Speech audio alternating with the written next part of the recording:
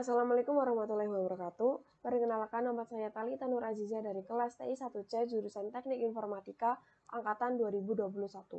Pada video kali ini, saya akan menganalisa penjadwalan proses dengan menggunakan algoritma round robin. Video ini dibuat untuk memenuhi tugas sistem operasi yang diampu oleh Bapak Lutfi Syafirullah STMkom.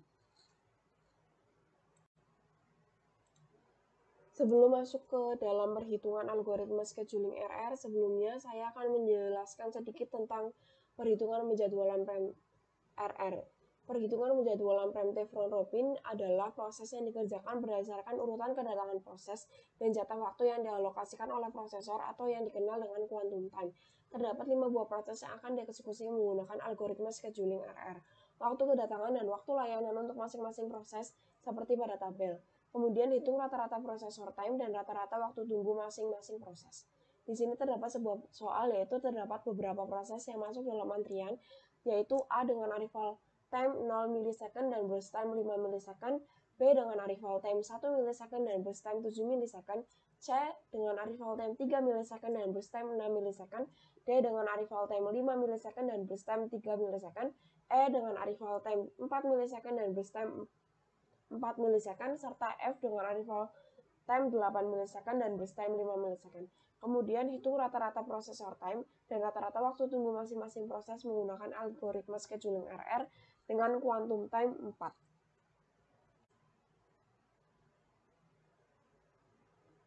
Setelah itu, kita buat tabel seperti ini dan kita akan menghitung start time, finish time, waiting time, dan turnaround time sehingga kita dapat menghitung rata-rata dari waiting time dan turnaround time-nya.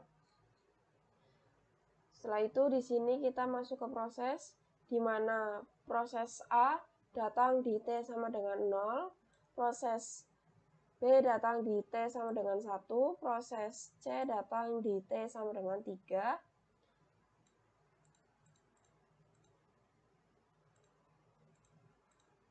Sebelumnya kita kerjakan dulu proses A.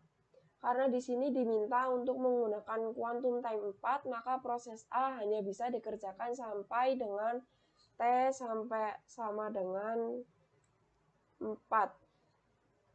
T sama dengan 4 itu A. Kemudian karena round robin itu mengerjakan proses berdasarkan urutan kedatangan proses, maka kemudian kita mengerjakan proses B di T sama dengan 4. Tapi sebelumnya di T sama dengan 4 itu masuk proses E. Proses E masuk, tapi kita mengerjakan proses B terlebih dahulu. Proses B dengan burst time 7. Dan sebelumnya burst time A yang tadinya 5, karena sudah dikerjakan 4, berarti sisa burst time dari A tinggal 1. Kemudian kita mengerjakan proses B dengan burst time 7, kita kerjakan sampai dengan T sama dengan 8. Kita kerjakan proses B. Lalu di T sama dengan 8, di T sama dengan 5 masuk proses D, lalu di T sama dengan 8 masuk proses F. Nah, di proses F ini kita mengerjakan proses C. Dan tadi sisa dari proses B adalah 3, karena 7 dikurangi 4 adalah 3. Kemudian kita mengerjakan proses C dengan burst time 6, yaitu 8 ke 12. Kita kerjakan proses C.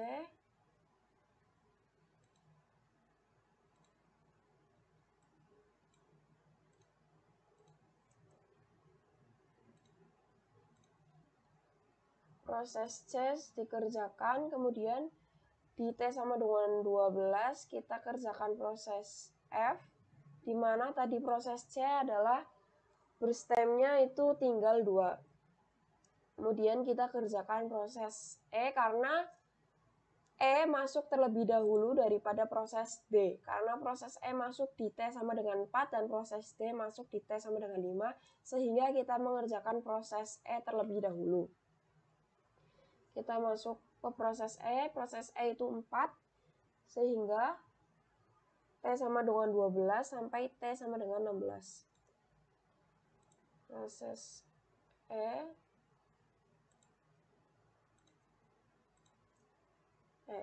karena proses burst time itu 4 dan quantum time yang diinginkan di sini adalah 4, maka proses sudah selesai. Kita hitung proses start di 12, terus finish di 16, dengan waiting time-nya itu finish dikurangin kedatangan, yaitu 12, dan turnaround time-nya itu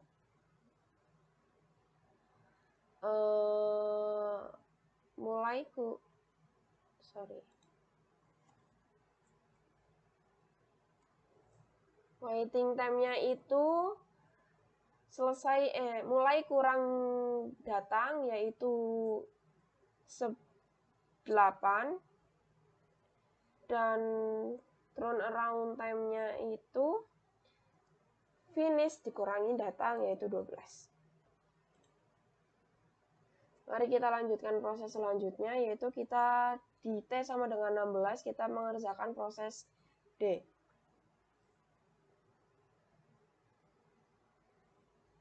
Kita mengerjakan proses D, di mana proses D memiliki burst time 3. Burst time 3 berarti 16 sampai dengan 19. Milik D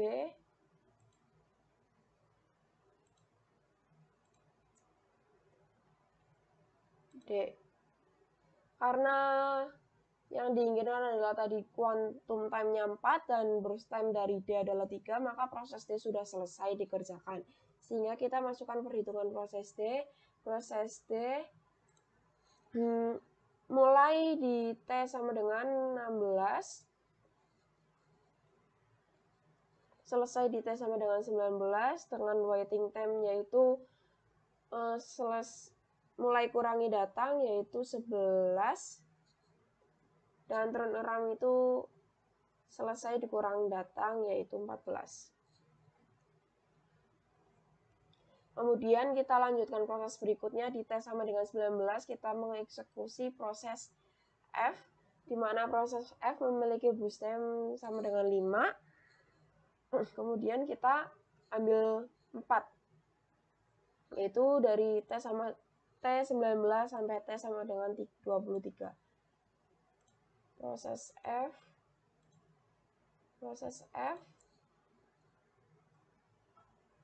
dan proses F memiliki burst time 5, maka proses F masih sisa 1.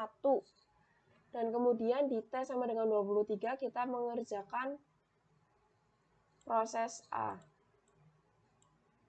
Proses A, karena tadi proses A tinggal 1, maka kita dari T sama dengan 23 sampai T sama dengan 24. Proses A selesai. Sehingga proses A membutuhkan waktu mulai di T sama dengan 0, kemudian finish di T sama dengan 24, terus waiting time-nya di T sama dengan 19, terus turnaround time-nya itu T sama dengan 24.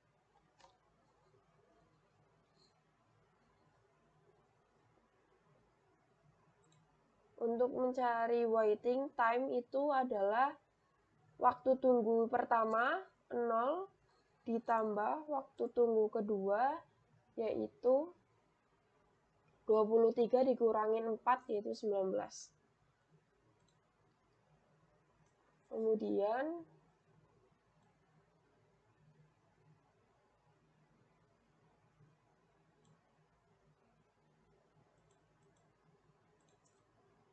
Kemudian kita lanjutkan proses berikutnya, yaitu mengeksekusi proses B di T sama dengan 24. Proses B sisa 3, yaitu sampai T sama dengan 27. Proses B selesai dikerjakan.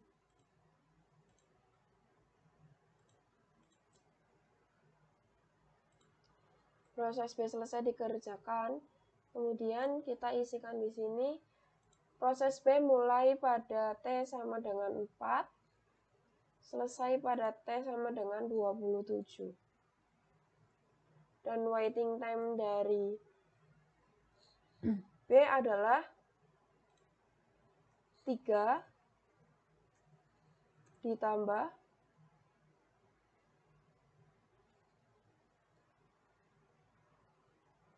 16. Karena proses B menunggu dari 4 dikurangi 1, 3, dan 24 dikurangi 8 adalah 16. Jadi 19. Dan turnaround time dari B adalah 26. Kemudian kita lanjutkan proses berikutnya. Di T sama dengan 27 kita akan mengeksekusi proses C, di mana proses C sisa turnaround time, sisa burst time-nya adalah tinggal 2, yaitu sampai di T sama dengan 29.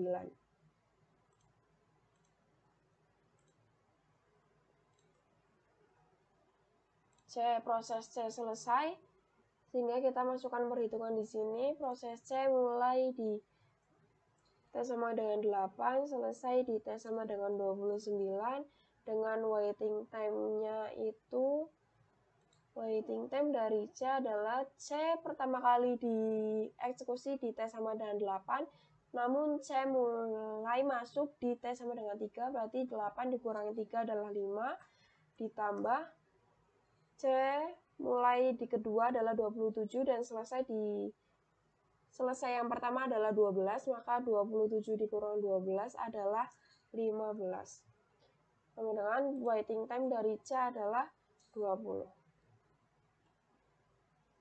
Kemudian turnaround dari C adalah 26. Kemudian kita lanjutkan proses yang terakhir, yaitu proses F di T sama dengan 29, dan proses F tinggal 1, maka proses F sudah selesai. Kemudian kita isikan di tabel. Proses F mulai dikerjakan pada T sama dengan 19 dan selesai di T sama dengan 30. Dan waiting time untuk proses F adalah 11 ditambah 6. Adalah 15, dan turnaround time-nya dari F adalah 22. Kemudian kita hitung rata-rata dari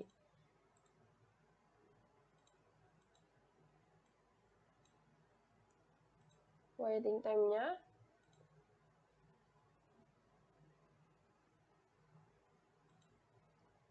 Dan rata-rata dari turnaround time.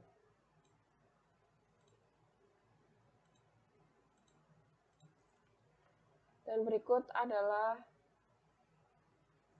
rata-rata dari waiting time adalah 15,33 dan turnaround time-nya adalah 20,66. Dan proses yang dikerjakan adalah A, B, C, E, D, F, A, B, C, F.